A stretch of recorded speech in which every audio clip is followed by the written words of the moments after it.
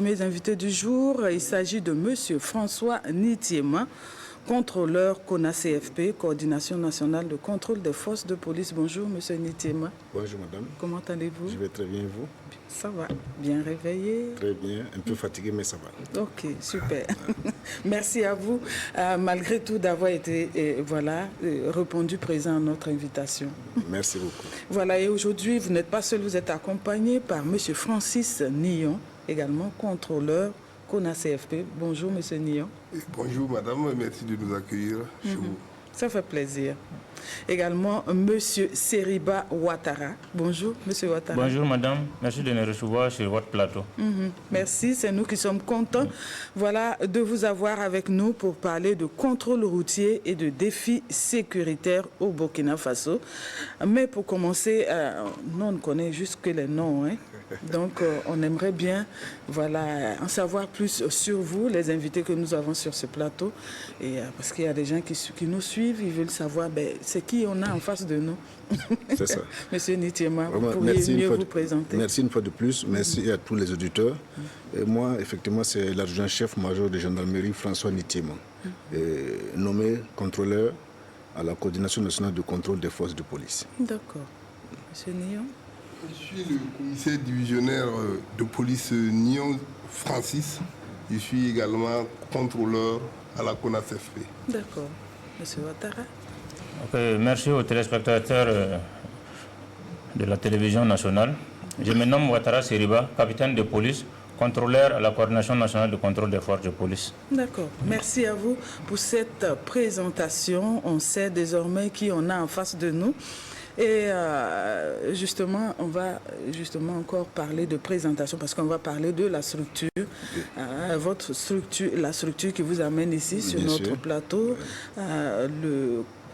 la Coordination nationale de contrôle des forces de police. Il faut qu'on en parle. Il y a des gens, c'est vrai qu'on en a déjà parlé sur ce plateau, mais on dit que la répétition est mère des sciences. Et donc, il y a des gens qui nous suivent et qui nous rejoignent pour la première fois et qui découvrent, bien sûr, cette structure-là. Vous allez donc d'abord commencer par nous parler justement de la CONA-CFP et ensuite on pourra poursuivre. Merci bien. La CONA-CFP est une unité administrative opérationnelle créée courant 2016 et rattachée directement au cabinet du ministre en charge de la sécurité. Elle a pour mandat de contribuer à la sécurisation et à la fluidité du trafic routier contre surtout les rackets et toutes les autres formes de tracasseries routières sur toute l'étendue du territoire, particulièrement au niveau des postes tenus par la gendarmerie nationale, la police nationale, la police municipale et aussi l'ONACR. D'accord. Voilà sommairement présenté la CONA-CFP. Donc c'est comme une police des polices. Bon, et quand on dit police des polices, ça a un caractère répressif. Et voilà pourquoi nous on préfère la Coordination nationale de contrôle des forces de police. Parce qu'il n'est pas aisé que nos camarades pensent que nous sommes là contre eux. Alors que non. On veut juste assainir justement le domaine. D'accord. Merci à vous, M. Nitiema, pour cette brève présentation. Alors, que devrait-on entendre par les expressions contrôle routier, défi sécuritaire? M. Nyon. Au Burkina Faso, nous pouvons dire que le contrôle routier est régi par le décret numéro 2001/544 du 10 octobre 2001 portant organisation des contrôles routiers. Au terme du dit décret, il s'agit de tout contrôle qui est effectué sur un point du réseau routier par des agents de la force publique habilités en vue de prévenir ou de réprimer non seulement les infractions à la réglementation des transports routiers, en matière de circulation routière et de sécurité routière, mais aussi toute forme de criminalité et de délinquance. D'accord. Là, c'est le contrôle routier, le défi sécuritaire. Les défis sécuritaires sont des objectifs de sécurité publique à atteindre et qui passent par la prise de mesures méthodiques et rigoureuses. Au sens du contrôle routier, les défis sécuritaires du moment se résument à la lutte contre l'incivisme, contre la criminalité d'une manière générale et le terrorisme. D'accord. C'est les principaux défis auxquels nous faisons face et à l'heure. D'accord. Et justement, parlant de défis sécuritaires, vous venez de boucler une série d'activités sur l'axe Ouaga-Banfora. Est-ce que vous pouvez nous en dire plus? Okay, merci pour la parole. Il faut dire que sur l'axe Ouagadougou-Banfora, nous avons mené différentes activités à Banfora, Bobo-Gulasso et Boromo.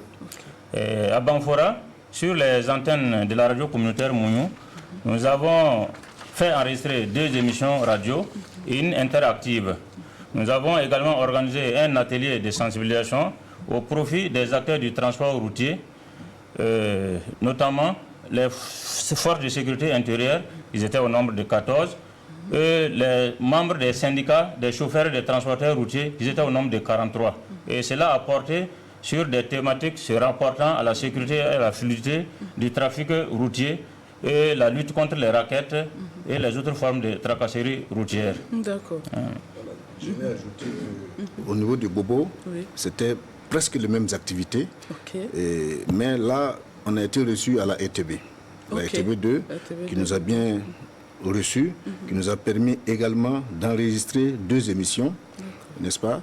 Et au niveau de la mairie centrale, le PDS a bien voulu présider nos cérémonies, qui a consisté à sensibiliser aussi au profit des acteurs du transport routier, notamment 119 personnes, dont 15 des les FSI, c'est-à-dire les forces de sécurité intérieure, et les 114 autres, les 104 autres plutôt, et c'est le monde du transport routier, c'est-à-dire les syndicats, les transporteurs, et les chauffeurs. Et cette sensibilisation-là, comme l'a si bien dit le collègue, ça a porté sur les différents thèmes liés à la circulation routière, les infractions, et tout ce qu'il ne faut pas faire dans le bon sens, pour la bonne marche du milieu des transports routiers. C'est ce qui s'est passé à Bobo. D'accord. Donc c'est dit qu'il y a une large communication bien sûr. Par rapport à vos activités. Voilà, donc conformément à l'objectif qui nous est assigné, effectivement, nous avons fait aussi à Boromo presque les mêmes activités. On a fait des émissions enregistrées, une émission enregistrée et une émission interactive à la directe sur la radio Voix des Balais, voilà, pour permettre aux auditeurs de connaître non seulement la CONASFP et comprendre aussi tous les problèmes liés à la circulation et à la fluidité du trafic routier. Nous avons eu aussi un atelier de sensibilisation à Boromo au profit des acteurs du contrôle routier. Les acteurs du contrôle routier, je parle des forces de sécurité intérieure, la police, la gendarmerie, la police municipale, les eaux et forêts, et aussi on a eu aussi la participation de près d'une vingtaine de membres des organisations des transporteurs, organisations des chauffeurs, organisations des transports routiers et des transporteurs et organisations même et de tout ce qui rentre dans le cadre du transport routier, les professionnels du transport. Et effectivement, c'est la même thématique que nous avons abordée à Bobo, à Banfora et à Boromo aussi. Ça se rapporte à la sécurité et à la fluidité du trafic routier et la lutte contre les raquettes et toutes les autres formes de tracasserie que les usagers peuvent connaître sur les voies routières. D'accord. Ce que moi j'aime... Oui, vous voulez ajouter? Préciser que cette sortie-là, c'est à l'initiative de notre structure, c'est notre mission d'aller vers ces partenaires-là. Mais dans ces 3 localités, on a été bien reçus, ils en demandent encore et on leur a dit, les portes sont ouvertes. Dès que vous voulez quelque chose, adressez une correspondance, approchez-nous, on est là pour vous informer, pour vous orienter, pour vous conseiller. D'accord. Alors, au regard de ce qui a été dit, je vois qu'il y a beaucoup d'émissions interactives. Ça veut dire qu'on permet à la population aussi d'interagir après les explications, justement. Bien sûr. Quel est le retour que vous avez par rapport à la population, leur interaction? C'est sûr qu'il y a des questions qui sont posées. Quelles sont les grandes questions, justement, des populations par rapport aux thématiques que vous abordez? Ok, merci une fois de plus. Voilà, sur les différentes thématiques qui ont été abordées, en tout cas, la plus grosse inquiétude qui nous est revenue, À commencer par Banfora, c'était lié au contrôle portant sur les CNIB. Voilà. Beaucoup d'auditeurs ont appelé concernant en tout cas les CNIB. À Bobo Dioulasso, c'était les raquettes et les tracasseries routières, notamment sur l'axe Bobo-Orodara, frontière du Mali, Kokoloko. Voilà, Koloko dimanche. Voilà. D'accord. À Boromo, bon, c'était à peu près les mêmes inquiétudes. Les mêmes inquiétudes. Voilà. Et par rapport à la CNIB, c'est quoi le problème au juste avec les populations? Ils n'ont pas de CNIB ou bien ils ne veulent pas qu'on... Les préoccupations, c'était de savoir est-ce que la CNIB ou bien la déclaration de perte, le récépissé de déclaration de perte de la CNIB ne remplaçait pas valablement la CNIB, ou bien une copie légalisée ne remplaçait pas valablement la CNIB. Voilà, on leur fait comprendre, en attendant en tout cas les textes qui sont en vigueur, ni les récépissés d'inscription ou de réinscription, ni les récépissés de déclaration de perte, ni la photocopie légalisée ne remplaçait ces documents officiels. Voilà. D'accord. Ok. Quelque chose à ajouter ou bien? C'est bon, d'accord. Alors, justement, à la lumière des activités que vous avez menées donc, ces derniers temps donc, sur le terrain, peut-on conclure qu'il y a une relation entre contrôle routier et sécurité publique? Effectivement, à la lumière de ces activités, nous pouvons dire, sans risque de nous tromper, qu'il y a une relation étroite entre le contrôle routier et la sécurité publique. Voilà. En ce sens que l'objet même de la sécurité publique vise la sécurisation des personnes et de leurs biens. Voilà. Et de ce fait, donc, un contrôle routier effectué par des agents chargés du contrôle routier, fait avec conscience professionnelle et efficacité professionnelle, en tout cas permet de déceler pas mal d'infractions en rapport avec la circulation et la sécurité routière. Et ce contrôle aussi permet la découverte des produits prohibés, tels que la drogue, et même des objets prohibés, tels que les armes. D'accord, merci pour cette précision. Alors, quelles sont les autorités qui sont habilitées à faire du contrôle routier et que doivent-ils contrôler justement? Parce que on ne se permet pas... Bon, parce qu'on est policier, bon, on se met sur la route et puis on commence à faire un contrôle. Votre question est pertinente. Nous avons plusieurs forces de police dans notre pays. Il y a des forces qui ont pour mission des missions de police administrative générale. Ce sont notamment la gendarmerie nationale, la police nationale, la police municipale et l'ONACER. Ces forces-là peuvent effectuer des contrôles documentaires et sécuritaires. Vous savez, le contexte actuel, nous sommes entre griffes, comme on le dit, nous sommes en guerre. Et la sécurisation est de mise. Donc, ces forces non seulement effectuent le contrôle documentaire, mais mettent l'accent sur le contrôle sécuritaire. Maintenant, les autres forces, la douane, les agents des eaux et forêts, les contrôles phytosanitaires, et ils ont des missions économiques, sanitaires et d'autres missions spécifiques. Mais les premières forces citées sont ces forces-là, dans le domaine du contrôle routier en tout cas, ce sont ces forces-là qui ont affaire à la population, pour surtout les sécuriser, comme les collègues l'ont déjà dit, c'est pour les sécuriser eux et leurs biens. Donc, notamment par la présentation, quand on les aborde, on doit savoir qui prend la route, pour pouvoir les identifier.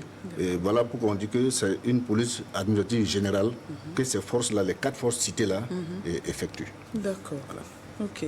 Alors, quel est selon vous le type de contrôle routier qui permet de mieux détecter les comportements nuisibles à la sécurité? Merci madame, nous pouvons dire que c'est le contrôle dit sécuritaire. Voilà, le contrôle dit sécuritaire, c'est le contrôle qui porte uniquement sur la cargaison, l'identité des voyageurs et aussi sur l'état physique du véhicule. Parce qu'il a pour objectif de déceler tout objet de nature à atteindre la sécurité des personnes et atteindre la sécurité nationale. Par contre, il y a 2 types de contrôles qu'on peut parler. On peut parler des contrôles documentaires et le contrôle documentaire se rapporte uniquement aux documents administratifs des usagers de la route et ceux afférents à la conduite et à la circulation des dits véhicules. Voilà. Donc, mais généralement sur le terrain, nous rencontrons 3 types de postes de contrôle. Il y a les contrôles dits sécuritaires, c'est ce qui est répandu actuellement, puisque la priorité du moment, c'est la sécurité. Et ensuite, on a des postes de contrôle documentaire. Et il y a aussi des postes qui associent les deux contrôles, contrôle sécuritaire et contrôle mixte. Mais est-ce que l'usager peut, de prime abord, savoir ce poste-là, c'est pour juste documentaire ou ce poste-là, c'est pour un contrôle mixte La liste des postes de contrôle est arrêtée par arrêté ministériel, interministériel, du ministre chargé des Transports et du ministre chargé de la Sécurité. Donc ces postes-là sont d'office connus. Mais pour le moment, nous n'avons pas de signe extérieur qui identifie ces différents postes. Mais c'est par rapport donc, le profane ne peut pas. C'est par rapport au type de contrôle dont vous êtes, auquel vous êtes soumis que vous savez à quel contrôle vous avez affaire. Si on vous demande uniquement votre carte d'identité ou votre permis de conduire, on vous demande d'ouvrir le coffre du véhicule pour une vérification quelconque, sans vous demander où est votre carte grise ou votre assurance. Cela veut dire que vous avez affaire à un contrôle typiquement sécuritaire. Maintenant, si vous arrivez à un contrôle, généralement, il y a des postes, les postes réguliers là, qui sont fixés sur les différentes sorties des grandes villes là. Ça, ils sont consacrés à un contrôle mixte. Ils font le contrôle sécuritaire et en même temps le contrôle documentaire. Ok.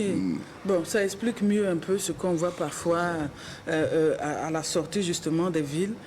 Parfois, tu passes, on arrête telle personne, mais toi, ne t'arrêtes pas, tu ne comprends pas, tu te demandes, mais bon, qu'est-ce qui se passe? On n'arrête pas tout le monde pour le contrôle. Ça, certainement, ça s'explique. Ça s'explique aussi parce que on veut faciliter la fluidité du trafic. Les agents sur la route, généralement, nous les conseillons de favoriser le contrôle directionnel, n'est-ce pas? Et on doit éviter les bouchons.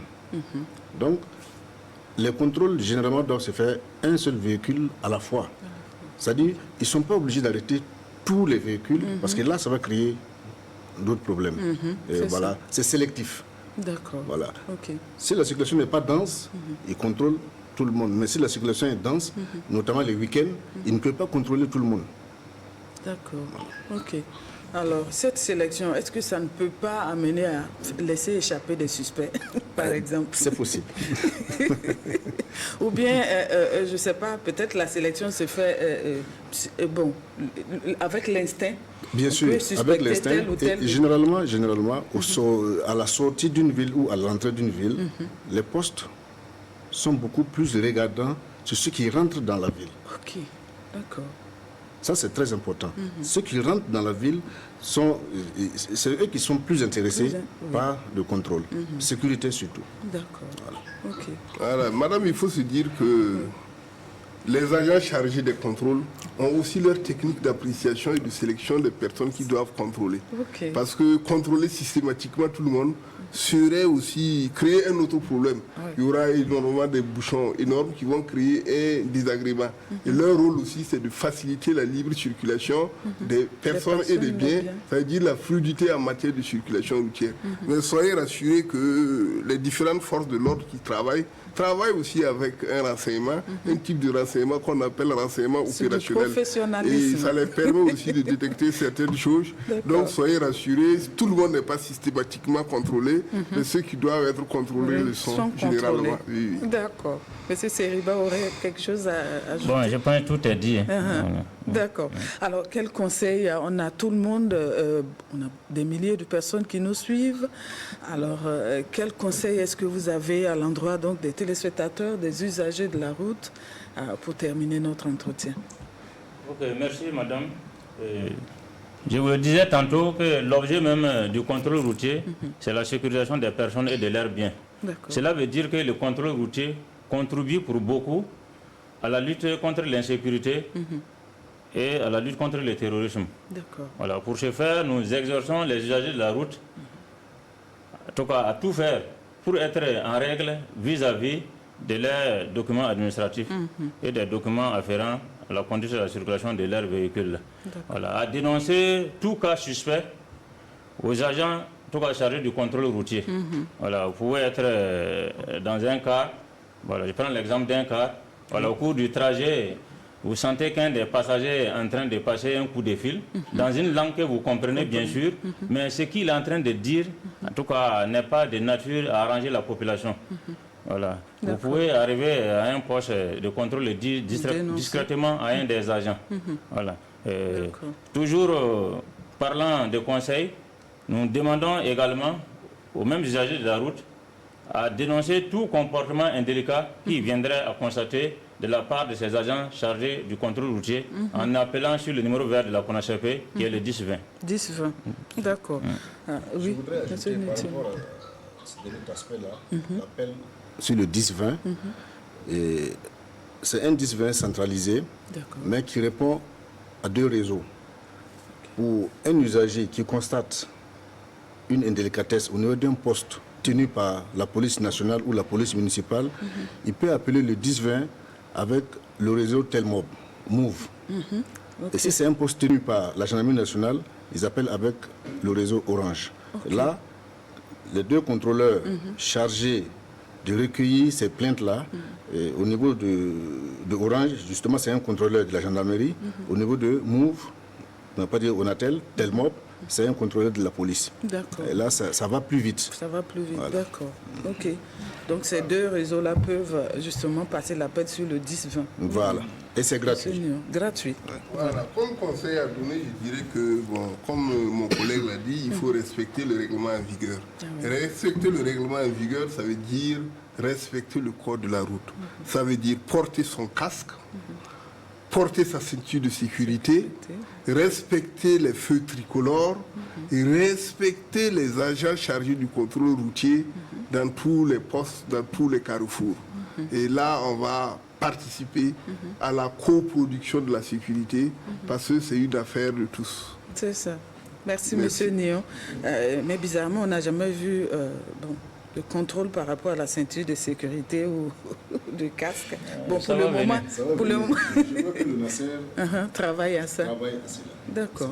Ok. En tout cas, c'est pour notre sécurité. Donc, voilà. Je pense que même si on va prendre ça avec... bon, on ne sera pas content, mais comme c'est pour notre sécurité, on va l'accepter. Merci à vous. C'est l'habitude. Les Burkinabés ne sont pas habitués. Ils ne sont pas habitués.